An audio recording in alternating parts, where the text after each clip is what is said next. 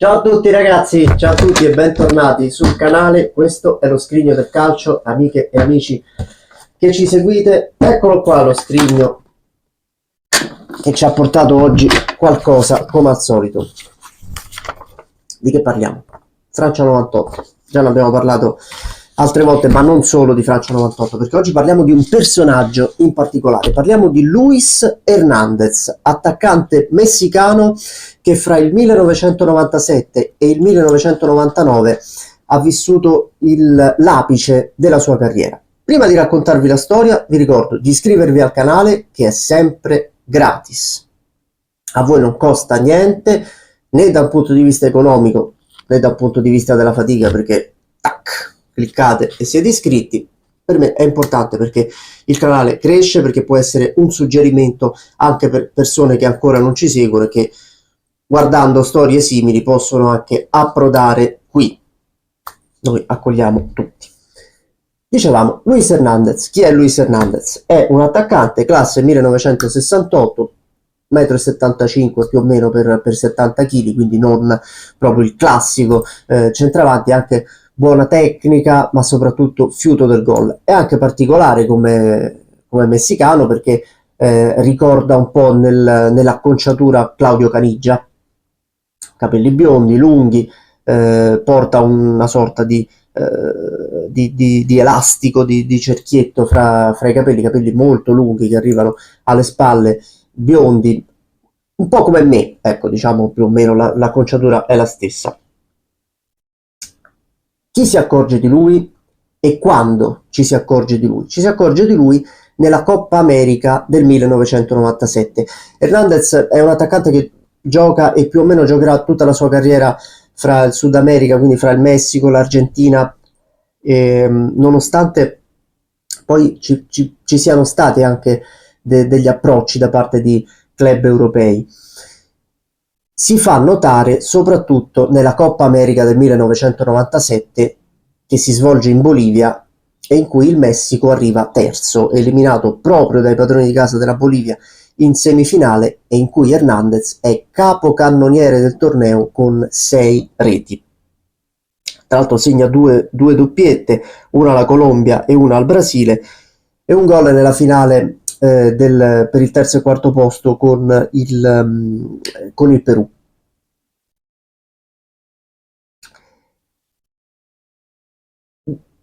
Il Messico arriva terzo e Hernández si fa notare e diventa l'idolo del popolo messicano, degli appassionati di calcio messicani. Tutti si aspettano che ai mondiali di Francia del 1998, cui il Messico si qualifica, la seconda partecipazione consecutiva dopo USA 94, possa essere il grande protagonista della squadra in maglia verde.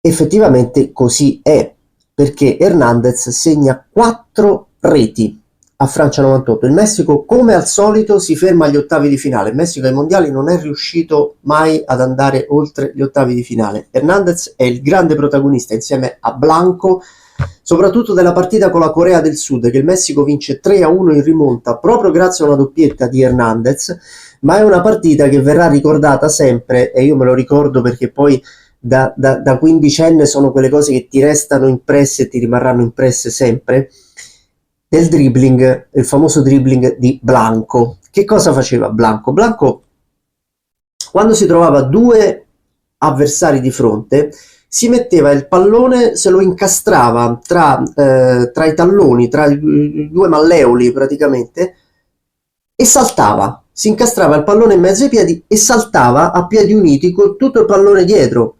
Era una cosa che io non ho mai più, che io credo che non si sia mai più vista nel calcio, ed era divertentissima. Peraltro, come regolamento, in teoria era pure vietato perché era palla trattenuta, però nessuno ci ha mai fatto caso. Era talmente curioso, talmente particolare, che divenne una delle copertine dei mondiali francesi.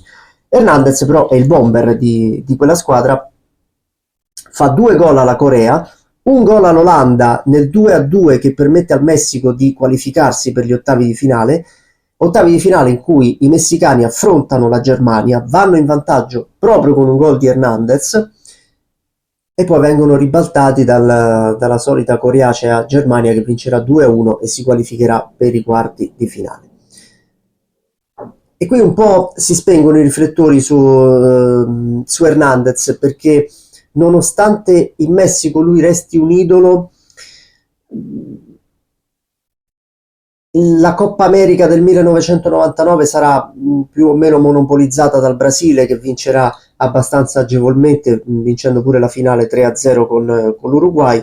Hernandez riuscirà comunque a fare 3 gol in Paraguay nella Coppa America del 99, in cui il Messico arriverà un'altra volta terzo, vincerà la medaglia di bronzo.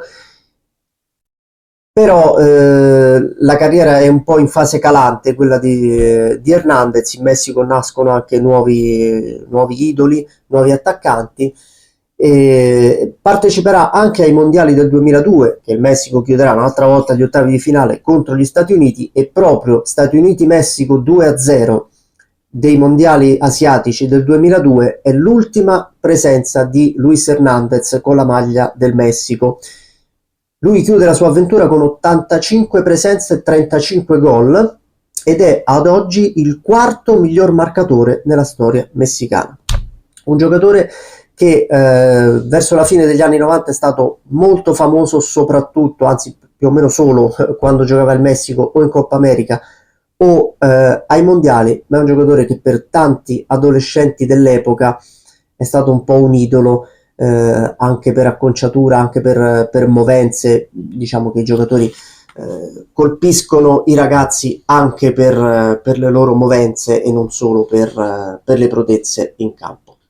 Questa è la storia di Luis Hernandez. Vi faccio vedere anche, me lo stavo quasi dimenticare, eccolo qua.